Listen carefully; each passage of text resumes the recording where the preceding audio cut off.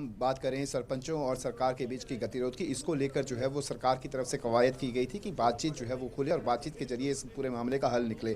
2 चरण की बैठक भी होती है, लेकिन तीसरे चरण की बैठक जिस तरीके से कहा गया था, तीसरे चरण की बैठक जो है वो नहीं हो पाती और अधिकारी जो है वो सरपंचों के पास पहुंचते हैं और सरपंचों को साफ तौर पर कहा जाता है कि जिस तरीके से जो प्रस्ताव रखा गया है, सरकार द्वारा प्रस्ताव रखा गया था कि जो उनकी पावर्स 20 लाख से घटाकर 2 लाख की गई है, उसको जो है वो 5 लाख किया जाएगा। हालांकि उसके ऊपर बाउंडेशन जरूर लगाई गई, यानी कि साल के अंदर जो है वो 5 लाख के कार्य जो है वो अपने स्तर पर करवा सकते हैं। तो उससे उस पर जो है वो सहमति नहीं बनी और इस बात को लेकर अब जो है वो सरपंचों ने कड़ा रुख अख्तियार कर लिया। उनका साफ तौर पर कहना कि जिस तरीके की कॉल जो उन्होंने पहले दी थी कि 11 मार्च को जो है वो करनाल से मुख्यमंत्री आवास का जो है वो घेराव करेंगे, अब उसकी जगह 17 मार्च को जब हरियाणा विधानसभा का बजट सत्र के दूसरे चरण का पहला दिन होगा, उस दिन जो है वो विधानसभा को घेराव करने की कोशिश जो है वो की जाएगी। इसी पर बातचीत करेंगे। हमारे साथ हरियाणा सरपंच एसोसिएशन की उपाध्यक्ष और महिला सरपंच जो है वो भी हमारे साथ जुड़ी हुई हैं। मैम, किस तरीके से देखती हैं आज की जो बीते 2 दिनों का जो घटनाक्रम रहा, कई उतार चढ़ाव जो है वो इस बैठक के दौरान देखने को मिले। पहले चरण की बैठक खत्म होती है तो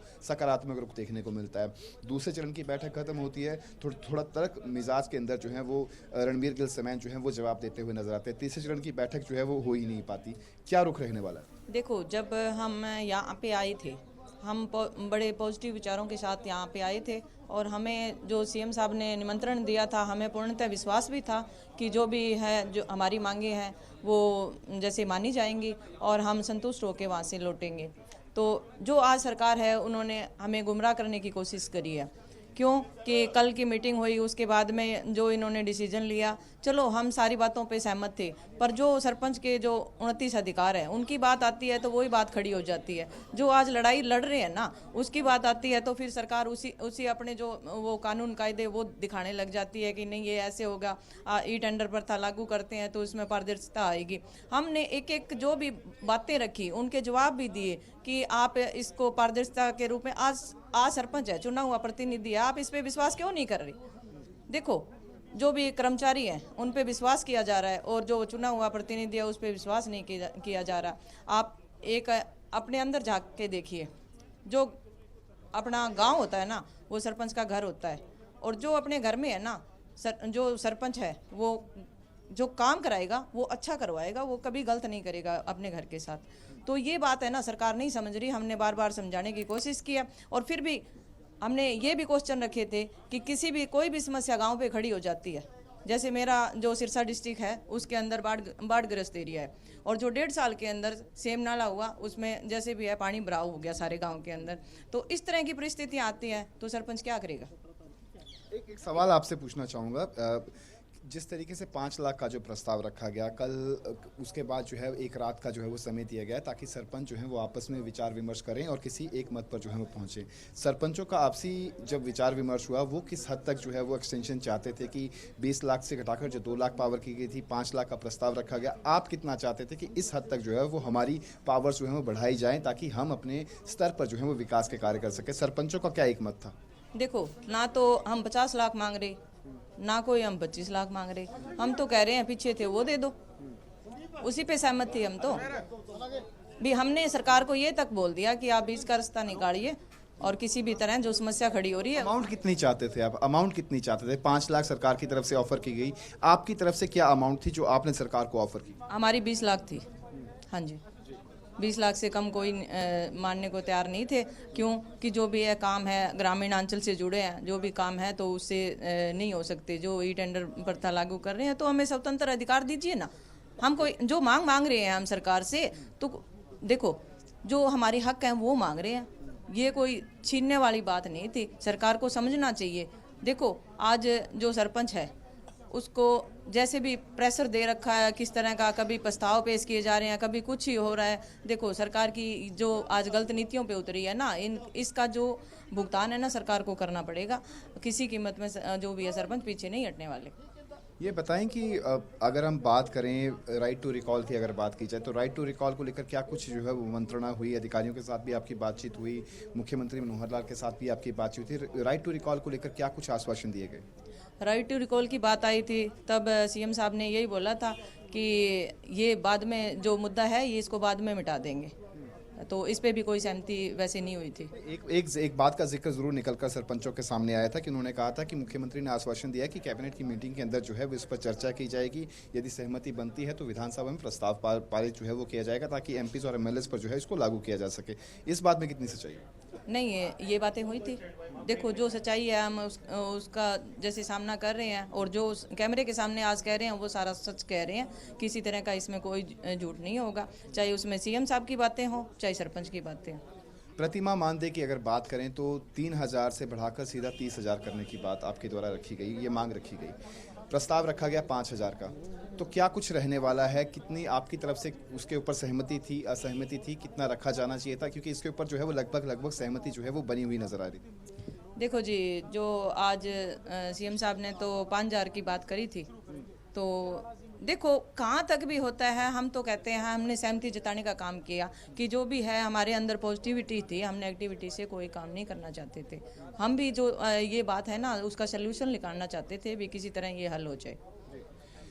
हमारे साथ हरियाणा सरपंच एसोसिएशन के प्रवक्ता आरिफ हथौड़ी वो भी बने हुए हैं। ये बताएं कि अब जो है वो बात जो है वो किसी सिरे नहीं चढ़ी, बैठकों का दौर हुआ लेकिन किसी सिरे नहीं चढ़ी। अब किस तरीके की रूपरेखा के तहत जो है वो 17 मार्च को विधानसभा का घेराव किया जाएगा? रवि जी, सच्ची बात तो ये है कि हम पॉजिटिव मूड के अंदर आए थे। कल भी हमारे को लग रहा था पूरा आश्वस्त थे हम, मुख्यमंत्री जी के आचार विचार को सुनकर के, उनकी सोच को देखकर पूरी तरीके से संतुष्ट है कि निश्चित तौर पर छोटी सरकारों को यहाँ से मनाकर भेजने का काम करेंगे और बिल्कुल ग्रामीण अंचल की छोटी सरकारों को मजबूती देने का काम करेंगे। बाकी जब बातें आज देखा, सुबह मीटिंग रखी गई, उसके बाद में फिर उस टाइम को बढ़ा दिया गया, फिर उसको 4 बजे कर दिया गया, फिर दोपहर में 2 बजे कर दिया गया, फिर उसको 5 बजे कर दिया गया।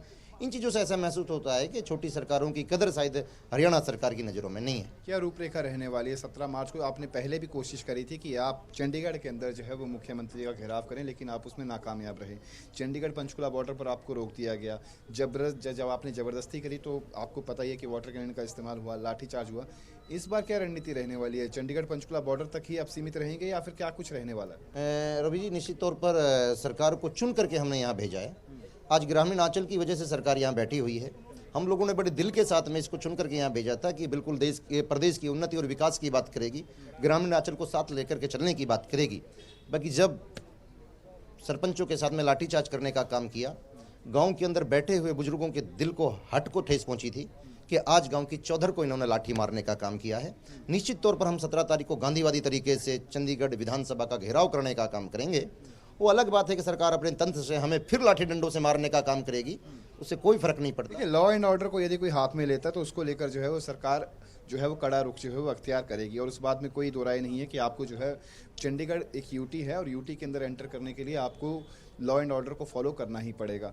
लेकिन रूपरेखा क्या रहने वाली है, किस तरीके से आप लोग जो है वो तमाम प्रदेश के अंदर जो है अपनी बात को रखेंगे? हालांकि कुछ एक सरपंच ऐसे भी हैं जो इस ई टेंडरिंग प्रणाली के समर्थन में भी हैं और उस बात का जिक्र हमने समय समय पर आपके साथ किया भी था और आप भी इससे सहमत हुए थे।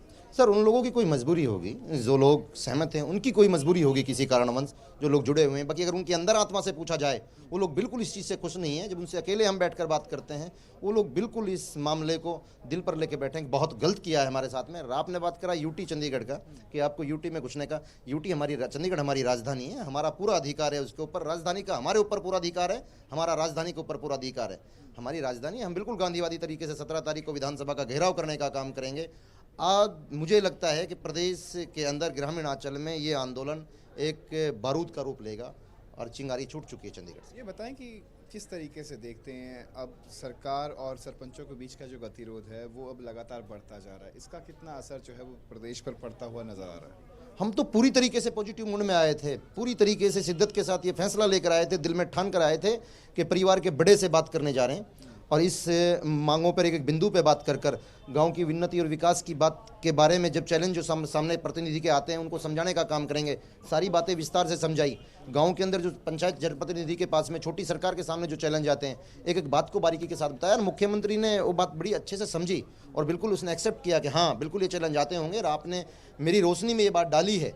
निश्चित तौर पर इस पर ध्यान देने की जरूरत है और समय समय पर मैं आपसे ये राय मशवरा लेता रहूँगा अपनी छोटी सरकारों से, और आप ऐसी बातों से मुझे अवगत कराते रहना।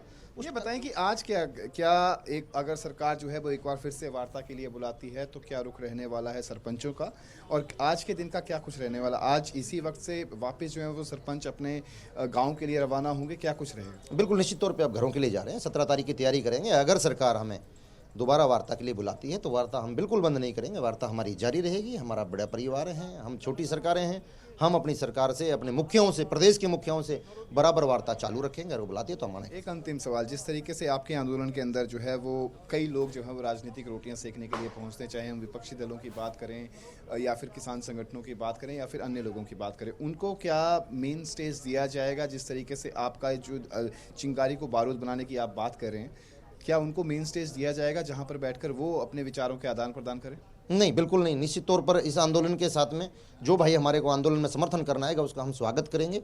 स्टेज उनको इस प्रकार से नहीं दिया जाएगा। निश्चित तौर पर नॉन पॉलिटिकल ये आंदोलन है, गांव बचाओ देहात बचाओ ये आंदोलन है। किसी भी पार्टी से जुड़े हुए कोई भी आदमी नहीं है। मैं कहता हूँ 95 सरपंच जो जीत कर आए हैं, 95% सरपंच भारतीय जनता पार्टी के वीर सिपाही थे। जो चुनाव में पंचायत के चुनाव जीत कर आए हैं, जो इलेक्टेड बॉडी पंचायत छोटी सरकार बनकर आई है, 95% भारतीय जनता पार्टी के वीर सिपाही थे। मैं खुद भारतीय जनता पार्टी का वीर सिपाही हूँ। 10 साल से पार्टी के साथ जुड़कर के संघर्ष में भागीदारी दर्ज करा रहा था। समय समय पर जहाँ जहाँ पार्टी को जरूरत पड़ी वहाँ मैंने जाकर के अपने बिल्कुल शिद्दत के साथ मेहनत करी है पार्टी के साथ में। चलिए, बहुत बहुत शुक्रिया अपना समय देने के लिए।